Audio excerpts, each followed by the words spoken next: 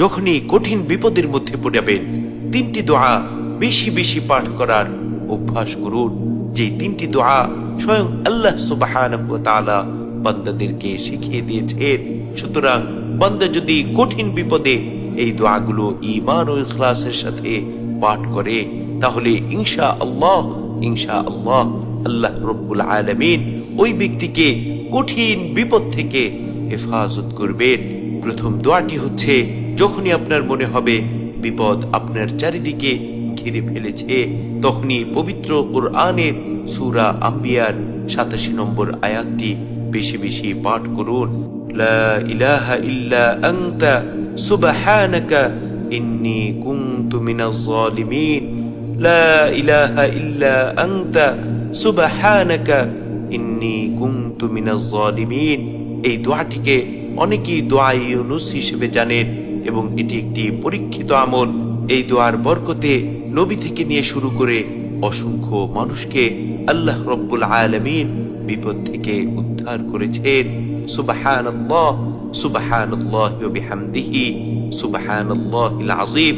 দ্বিতীয় নম্বর দোয়াটি হচ্ছে, যখনই আপনার মনে হবে আপনার চারিদিকে শত্রু লেগে আছে, দিনকে দিন আপনার বালা মুসিবত বেড়েই চলছে, তখন পবিত্র কোরআনের সূরা কমারের 10 নম্বর আয়াতটি বেশি বেশি ইখলাসের সাথে পাঠ করতে থাকুন।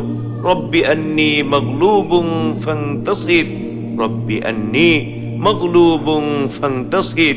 ও আমার রব, ও আমার মালিক, আমি তো অসহায়, আপনি আমাকে সাহায্য করুন।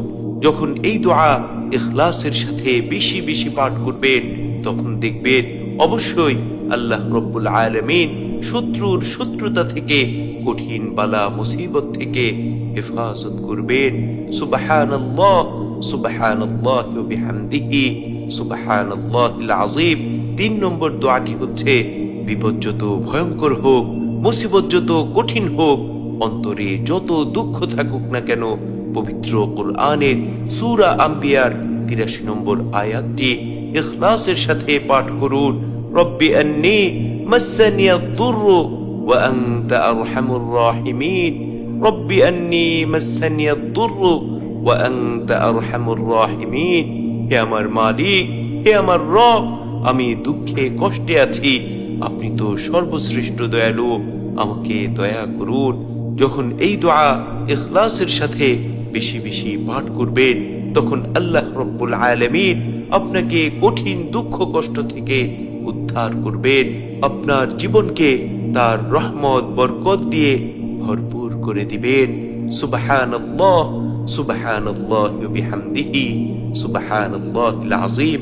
এজন্য আমাদের প্রত্যেকের উচিত হচ্ছে, যখনই আমরা মুসিবতে পড়ে যাব, যখনই আমাদের অন্তরের মধ্যে দুঃখ কষ্ট আসবে, তখনই ইখলাসের সাথে বেশি বেশি এই দোয়া পাঠ করব।